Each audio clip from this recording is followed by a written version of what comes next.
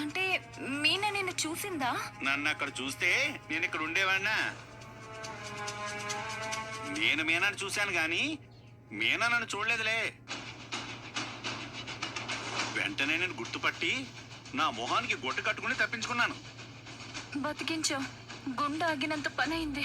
నీ గుండె ఆగిపోవడమేమో గాని మా నాన్న సత్యహరిచంద్రుడు వీరాభిమాని. జీవితంలో ఎప్పుడు అబద్ధం చెప్పకూడదని మాకెప్పుడు చెప్తుండేవాడు. నేను అలాగే ఉన్నాను. అలాంటి నేను నీ కోసం నోరు తెరిస్తే అబద్ధాలు ఆడాల్సి వస్తుంది, మొహం చాటేసుకుని తిరగాల్సి వస్తుంది, దొంగలా బతకాల్సి వస్తుంది.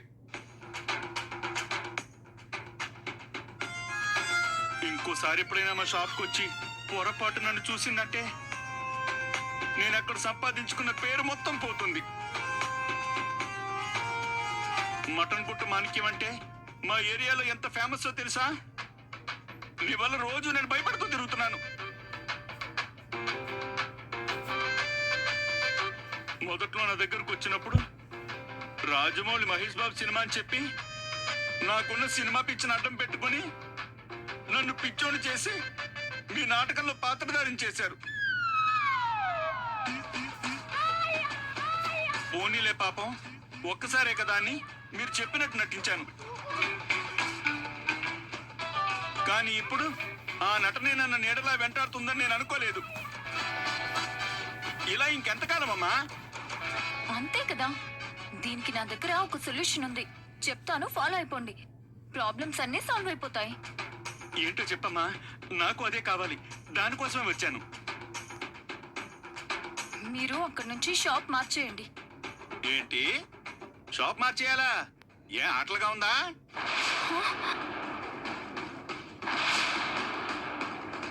నన్ను మూడు సర్దుకుని వెళ్ళిపోమంటావా? బాలేదానివే. సమస్యల నుంచి బయటపడతావని చెప్తుంది కదా మాణిక్యం. చాలే ఊరుకోవమ్మా. ఆ షాప్ అక్కడే ఉంది, అది మా ఫ్యామిలీ సెంటిమెంట్. మటన్ కొట్టు మాణిక్యం అన్న పేరుంటే చాలు, పోస్ట్ మ్యాన్ ఆ ఏరియా పిన్ కోడ్ కూడా చూసుకోకుండా నేరుగా నా షాప్కి వచ్చేస్తాడు. అలాంటిది నీకోసం నేను పారిపోవాలా?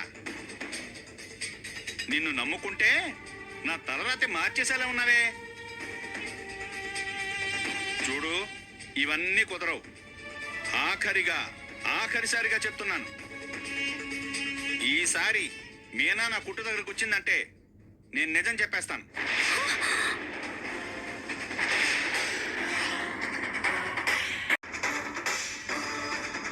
ఆ తర్వాత మీ ఇష్టం.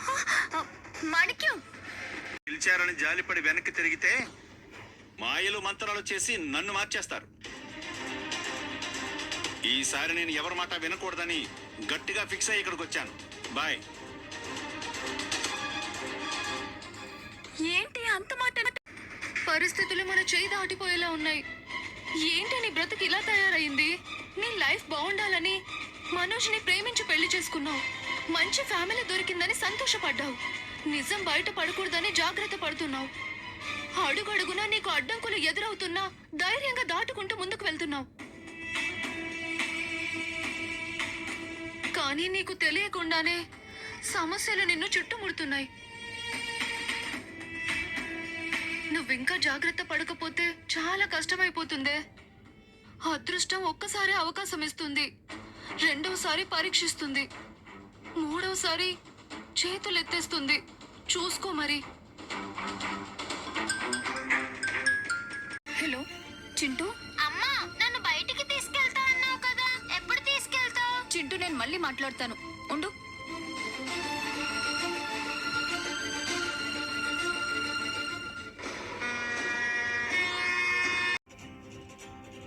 మీనా గారు, నాకు తెలుసు మీరు ఇక్కడే ఉంటారని నాకు తెలుసు. అందుకే నేరుగా కిచెన్ లోకే వచ్చాను. ఏంటండి ఆ కొత్త పిలుపు? మనిషి స్థాయి మారినప్పుడు పిలుపు కూడా మారాలి కదా మీనా. నేను ఏ స్థాయికి వెళ్ళినా, ఎవరు ఎలా పిలిచినా అత్తయ్య మాత్రం పూలు కుట్టుకునేదే అంటారు. అమ్మ నిన్ను అలా పిలుస్తున్నందుకు ఒకరోజు ఖచ్చితంగా సిగ్గుపడుతుంది. ఎందుకంటే నీ ఎదుగుదల ఎక్కడా ఆగిపోదు. నిన్ను తక్కువగా చూసేవాళ్ళు అక్కడే ఉంటారు, నువ్వు మాత్రం ఎక్కడికో వెళ్ళిపోతావు. పర్లేదండి.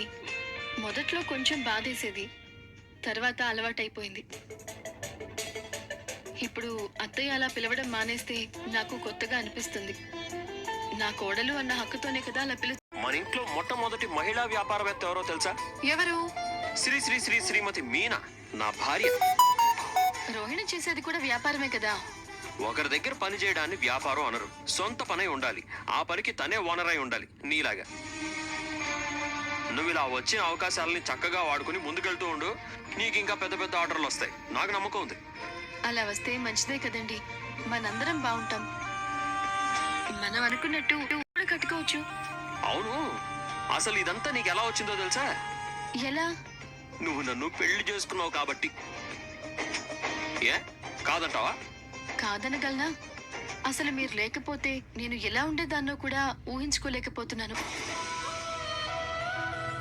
ఏదో చిన్న తోపుడు బండి మీద గుడి ముందు పూలమ్ముకునే నన్ను పెళ్లి చేసుకుని నాతో పూలు కొట్టు పెట్టించి, అది పోతే నాకు బండి కొనిచ్చి అందరినీ పరిచయం చేసి నాకు డెకరేషన్ చేయాలని ఉన్నారు.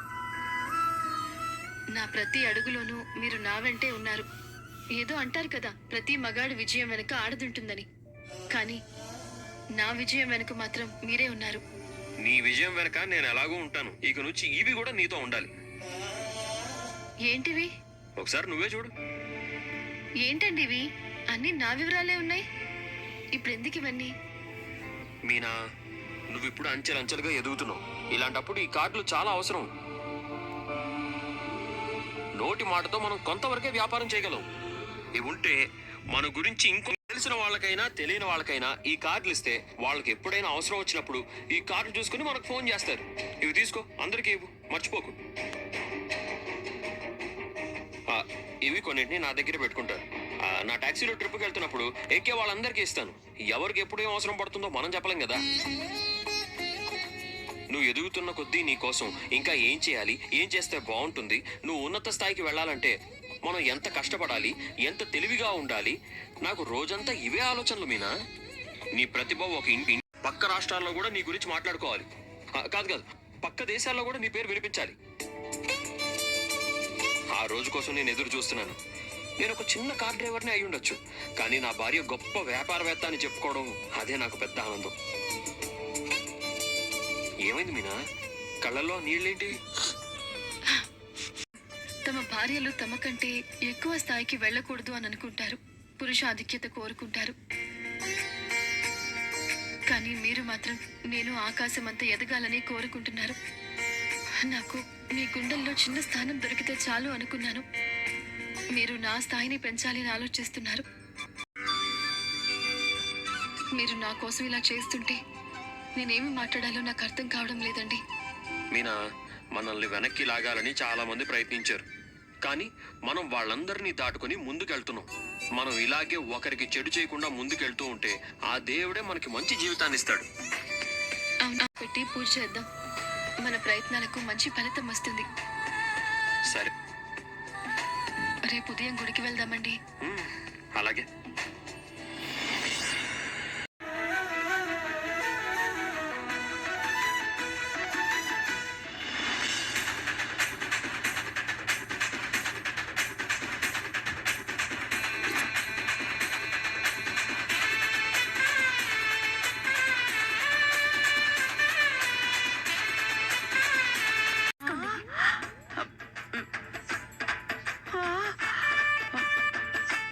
నా పెద్ద కొడుకు నన్ను ఎక్కడికో తీసుకెళ్తాడని ఆశపడ్డాను.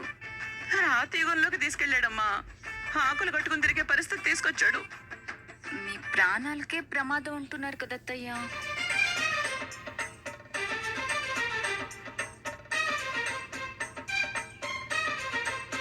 మనం ఏమైనా జూ పార్క్ లో ఉన్నావా? గుడికొచ్చిన వాళ్ళంతా టికెట్ పెట్టుకుని చూసినట్టు చూస్తున్నారు. ఏడు వీడు, ఎన్ని తిప్పులు వచ్చారో దేవుడో.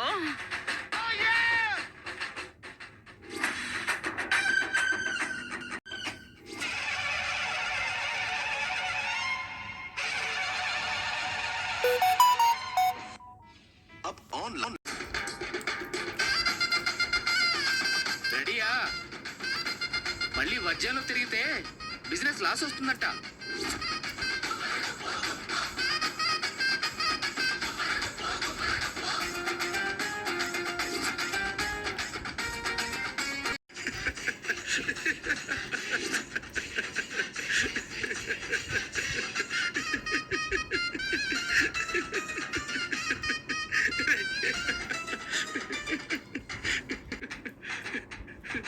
తీసుకో. నువ్వు ఎందుకు నవ్వుతున్నావు? స్కూల్లో పిల్లలకు ఆది మానవులు అనాగరికులు ఎలా ఉండేవాళ్ళు ఎక్స్ప్లెయిన్ చేయాలంటే నిన్ను చూపిస్తే చాలు. ఏంటో రాతి యుగం నుండి రాకెట్ యుగానికి వచ్చిన ఈ హ్యాండ్ స్కూల్ చేసే మాంత్రికులు ఇంకా ఉన్నారు. హ్యాండ్ స్కూలా? గట్టిగా అనకు. తెలుగులో చెప్తే విన్న భక్తులు పారిపోతారు. ఓ, ఆ బడికి ఈ పేరు పెట్టారా? అవును, నేను ఒలింపిక్స్ లో కాగడ పట్టుకుని పరిగెడుతున్నా, మరి జాగ్రత్తగా పట్టుకోవడానికి చేతులు కాలుతున్నాయి. అందుకని అందులో ఐస్ క్యూబ్స్ వేయమంటావా ఏంటి? పదా రా.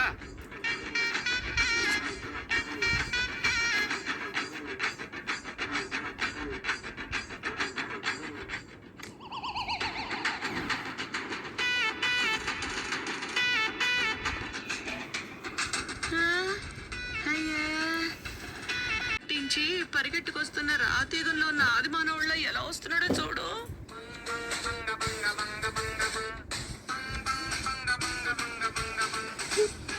అయ్యో, ఇంకా నయం, నన్ను కూడా అలా ఆకులు కట్టుకోవాలన్నా స్వామీజీ చెప్పలేదు.